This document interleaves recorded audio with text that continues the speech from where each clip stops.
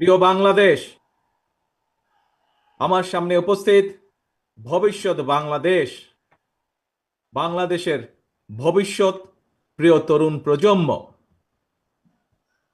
আপনারাই আগামীর বাংলাদেশ, আপনারাই বাংলাদেশের সম্ভাবনাময় আজকের এই লাখো তরুণ মুখ। আপনারাই বদলে দিতে পারেন আগামীর বাংলাদেশ। এই তারুণ্যই ফ্যাসিবাদ মুক্ত বাংলাদেশে প্রতিষ্ঠা করবে নিজেদের অধিকার। প্রবীণের প্রজ্ঞা, পরামর্শ আর তারুণ্যের শক্তিতেই ইনশাল্লাহ নির্মিত হবে ৭১ থেকে ২৪ পর্যন্ত লাখো শহীদের আকাঙ্ক্ষার সেই প্রত্যাশিত বাংলাদেশ। আজকের এই তারুণ্যের সমাবেশের সভাপতি জনাব আব্দুল মোনায়েন মুন্না, উপস্থিত বাংলাদেশ জাতীয়তাবাদী দলের স্থায়ী কমিটির সম্মানিত সদস্যবৃন্দ, বিএনপির কেন্দ্রীয় এবং অঙ্গ সহযোগী সংগঠনের নেতৃবৃন্দ, এই সমাবেশে উপস্থিত বিভিন্ন শ্রেণী পেশা বিশিষ্টজন, বিশিষ্ট ব্যক্তিবর্গ, সমাবেশে অংশগ্রহণকারী লাখো লাখো মানুষ, আপনারা আমার সালাম গ্রহণ করুন।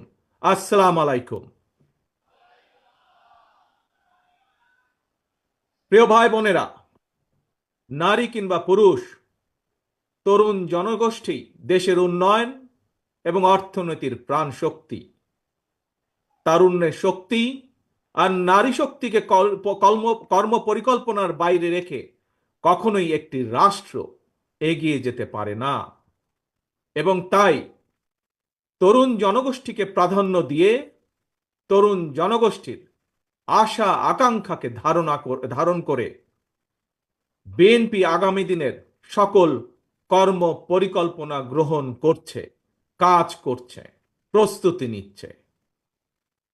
দেশের তরুণ জনগোষ্ঠীর কাছে বিএনপির কর্ম পরিকল্পনা তুলে ধরার লক্ষ্যে আপনারা দেখেছেন গত ১ মাসে সারা দেশের বিভাগীয় শহরগুলোতে তারুণ্যের সমাবেশ অনুষ্ঠিত হয়েছে। একই সাথে যেদিন সমাবেশ অনুষ্ঠিত হয়েছে তার আগের দিন ভিন্ন মত এবং ভিন্ন শ্রেণী পেশার তারুণ্যের প্রতিনিধিদের নিয়ে অনুষ্ঠিত হয়েছে সেমিনার। তারা তাদের মতামত তুলে ধরেছেন কিভাবে এই দেশকে আমরা সামনে এগিয়ে নিয়ে যেতে পারি। আজ তারই অংশ হিসাবে ঢাকা বিভাগের তারুণ্যের সমাবেশ অনুষ্ঠিত হচ্ছে। উপস্থিত সমাবেশ গ্লোবালাইজেশনের এই সময় মানুষের আকাঙ্ক্ষা এখন আর স্বপ্ন দেখার মধ্যে সীমাবদ্ধ নয়। এখন সকলের সামনে সম্ভাবনার সকল দ্বার উন্মুক্ত। এই সম্ভাবনার বাস্তবায়ন ঘটিয়ে বাংলাদেশকে সমৃদ্ধি এবং সাফল্যের দিকে এগিয়ে নিয়ে যেতেই হবে আমাদেরকে। আর কথামালার রাজনীতি নয়, বিএনপির আগামী দিনের রাজনীতি নিরাপদ কর্ম পরিবেশ এবং নতুন কর্মসংস্থান সৃষ্টির রাজনীতি। আর কথামালার রাজনীতি নয়, এখন বাস্তবায়ন আর দৃষ্টান্ত স্থাপনের রাজনীতি। তরুণ প্রজন্মের প্রিয় ভাই বোনেরা, সুজলা সুফলা আমাদের এই প্রিয় মাতৃভূমি বাংলাদেশ অত্যন্ত জনবহুল। তবে আমরা যদি ডেমোগ্রাফিক ডিভিডেন্ড বিবেচনায় নেই, তাহলে আমরা দেখতে পাব দেশের এই বহুল জনসংখ্যাকে যদি জনসম্পদে রূপান্তর করতে পারি, তাহলে এই জনসংখ্যাই হতে পারে দেশের উন্নয়নের সবচেয়ে বড় নিয়ামক। এবং তাই দেশের কর্মক্ষম জনসংখ্যাকে জনসম্পদে রূপান্তর করতে আমরা অগ্রাধিকার নির্ধারণ করেছি কয়েকটি।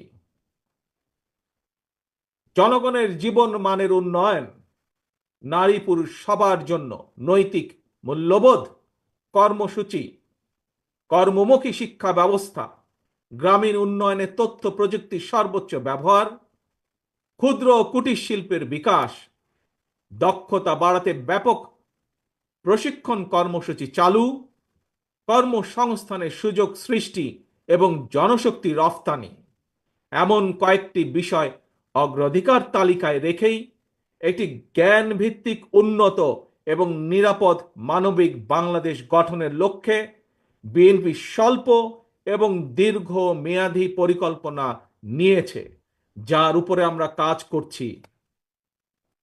প্রিয় ভাই বোনেরা, বাংলাদেশে প্রায় 4 কোটির মতন পরিবার রয়েছে। এই পরিবারগুলোর মধ্য থেকে প্রথম পর্যায়ে কম বেশি 50 লক্ষ গ্রামীণ দরিদ্র পরিবারের জন্য আমরা ফ্যামিলি কার্ড চালুর পরিকল্পনা করছি। মা কিংবা স্ত্রী অর্থাৎ পরিবারের নারী প্রধানের নামে ফ্যামিলি কার্ডটিকে ইস্যু করা হবে। প্রান্তিক এই পরিবারগুলোকে প্রতি মাসে রাষ্ট্রীয়ভাবে আর্থিক কিংবা প্রয়োজনীয় খাদ্য সহায়তা প্রদানের আওতায় আনা হবে। আমরা আশা করি সময়ের সাথে এর মাধ্যমে পরিবার এবং সমাজে একদিকে নারীর অর্থনৈতিক ক্ষমতায়ন ঘটবে, অপরদিকে পরিবারগুলোর সামনে ধীরে ধীরে স্বাবলম্বী হয়ে ওঠার সুযোগ তৈরি হবে। প্রিয় ভাই বোনেরা, কৃষকদের জন্য ফার্মার্স কার্ড চালু করার আমাদের অন্যতম প্রধান অগ্রাধিকার। একটি নীতিমালার আওতায় কৃষকদের নামে ইস্যু করতে হবে ফার্মার্স কার্ড। এই ফার্মার্স কার্ডে জমির পরিমাণ, দাগ নম্বর সহ প্রয়োজনীয় সব তথ্য থাকবে। কৃষক এবং কৃষি নির্ভর বাংলাদেশে কৃষি খাতে বর্তমানে শ্রমশক্তির পরিমাণ কম বেশি প্রায় 3.5 কোটির মতন। এদের মধ্যে যেমন বর্গাদার চাষি কিংবা ভূমিহীন কৃষক রয়েছেন, তেমনি অনেক কৃষকের নামে নির্দিষ্ট পরিমাণ কিছু জমিও রয়েছে। যেসব বর্গা চাষি কিংবা কৃষক তাদের নামে থাকা জমিতে বছরে একাধিক ফসল ফলাতে গিয়ে আর্থিক সংকটে পড়েন, এমন কৃষকদেরকে কমপক্ষে একটি ফলনের সম্পূর্ণ খরচ রাষ্ট্রীয়ভাবে দেওয়ার পরিকল্পনা আমরা করছি।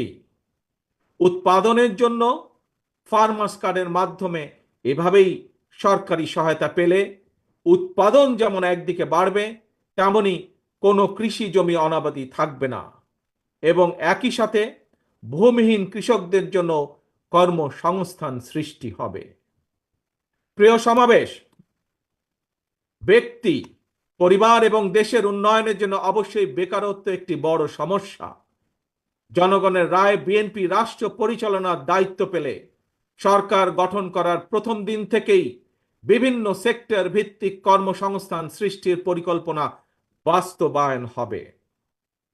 বিএনপির প্রথম এবং প্রধান অগ্রাধিকার হবে এটি। এই জন্য দেশে বিদেশে কর্মসংস্থান সৃষ্টির খাতগুলোকে চিহ্নিত করার কাজ এরই ভেতরে আমরা হাতে নিয়েছি। প্রিয় ভাই বোনেরা, বর্তমান বিশ্ব তথ্য প্রযুক্তির বিশ্ব। এই সময় বিশ্ব বাজারের সঙ্গে দক্ষতা এবং যোগ্যতার প্রতিযোগিতায় টিকে থাকতে হলে অবশ্যই তথ্য প্রযুক্তি এবং কারিগরি শিক্ষায় দক্ষতা অর্জনের কোনোই বিকল্প নেই এবং সে কারণে আমরা একটি নির্দিষ্ট বয়স থেকে তরুণ প্রজন্মকে নৈতিক এবং কর্মমুখী শিক্ষায় প্রশিক্ষিত করে গড়ে তুলতে চাই। বিদ্যমান যে একাডেমিক সিলেবাস, এর পাশাপাশি স্কুল কলেজ পর্যায় থেকে আমরা আইসিটি এবং কারিগরি শিক্ষা প্রবর্তন করতে চাই। একই সাথে আমরা বর্তমানে মনে করি যে বর্তমানে স্পোর্টস এখন আর শুধু শারীরিক ব্যায়াম কিংবা বিনোদনের বিষয় নয়। সুতরাং এই স্পোর্টসকে একটি পেশা হিসাবে প্রতিষ্ঠিত করার লক্ষ্যে ক্রীড়াকে আমরা শিক্ষা ক্যারিকুলামের অন্তর্ভুক্ত করতে চাই।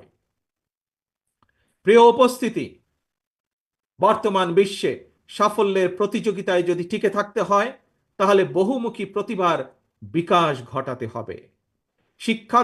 শিক্ষার্থীদেরকে একদিকে ভাষা শেখা যেরকম জরুরি, বর্তমানে আমরা স্কুল কলেজে সাধারণত বাংলা ইংরেজি শেখার সুযোগ পাই, তবে এর পাশাপাশি আমরা যদি আরও কিছু ভাষা যেমন আরবি, ম্যান্ডারিন, জার্মান, ফ্রেঞ্চ সহ এই ধরনের বহুল প্রচলিত একটি তৃতীয় ভাষা, এবং যদি সম্ভব হয় তাহলে চতুর্থ ভাষা হিসেবে আরেকটি ভাষা শিখাতে পারি, তাহলে আমি ব্যক্তিগতভাবে বিশ্বাস করি বাংলাদেশের ভবিষ্যৎ সন্তানদের জন্য বিশ্ব বাজার উন্মুক্ত হয়ে পড়বে।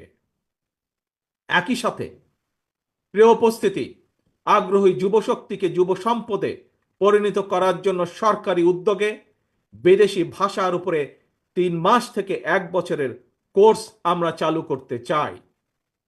দেশে যাতে বহু ভাষা শেখা যায়, এই জন্য আমরা বহু ভাষা শিক্ষক নিয়োগ করতে চাই, যার মাধ্যমে আমরা বেকার সমস্যারও অথবা কর্মসংস্থানেরও ব্যবস্থা করতে পারব। এর বাইরে সরকারি ব্যবস্থাপনায় আমরা plumbing, electrician, mechanics, dental hygienist কিংবা মেডিকেল টেকনিশিয়ানের মতন স্বল্পমেয়াদী ট্রেনিং কোর্সও করেও দক্ষ জনশক্তি গড়ে তোলার পরিকল্পনাগুলো হাতে নিয়েছি, যা এরই মধ্যে আমরা কাজগুলোকে এগিয়ে নিয়ে যাচ্ছি ধীরে ধীরে। তরুণ প্রজন্মের প্রিয় ভাই বোনেরা, আপনারা সবাই বিশ্বব্যাপী অনলাইন কেনাকাটা সম্পর্কে জানেন।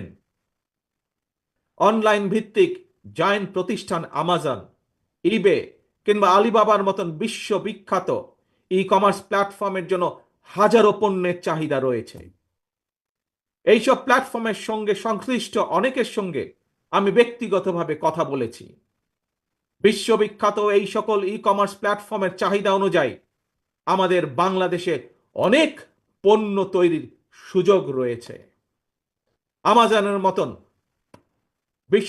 বৈশ্বিক অনলাইন প্ল্যাটফর্মকে সামনে রেখে আমরা আমাদের দেশে ক্ষুদ্র এবং মাঝারি শিল্পের উৎপাদন বাড়ানোর সুযোগ গ্রহণ করতে পারি, সুযোগ আমরা তৈরি করতে পারি, সুযোগ আমরা নিতে পারি।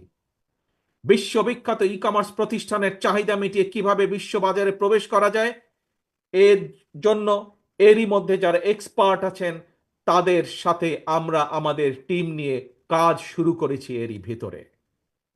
প্রিয় ভাই বোনেরা, বাংলাদেশের বহু তরুণ প্রজন্মের সদস্য অনলাইনে কাজ করেন কিংবা করছেন কিংবা করার ইচ্ছে রয়েছে। আপনাদের জন্য কর্মসংস্থান এবং নিরাপদ কর্মপরিবেশ নিশ্চিত করতেও আমাদের উদ্যোগ রয়েছে। আমি জানি শিক্ষিত তরুণ প্রজন্মের সামনে বর্তমানে ফ্রিল্যান্সিং একটি অত্যন্ত আকর্ষণীয় সেক্টর। দেশে এই মুহূর্তে প্রায় 10 লক্ষের মতন ফ্রিল্যান্সার আউটসোর্সিং এর মাধ্যমে $100 কোটি বেশি আয় করতে সক্ষম হচ্ছেন। আউটসোর্সিং এর সঙ্গে যুক্ত বেশ কিছু মানুষের সঙ্গে আমি কথা বলেছি। তারা জানিয়েছেন লেনদেনের জন্য বাংলাদেশে পেপাল, ওয়াইজ বা স্ট্রাইপের মতন আন্তর্জাতিক গেটওয়ে প্রতিষ্ঠান ব্যবহারের সুযোগ না থাকায় তাদের অর্জিত যে অর্থ সেটি দেশে আনা কষ্টকর হয়ে পড়ে। আমি মনে করি সবার আগে এই ধরনের যে সমস্যা, সেই সমস্যার সমাধান করা উচিত।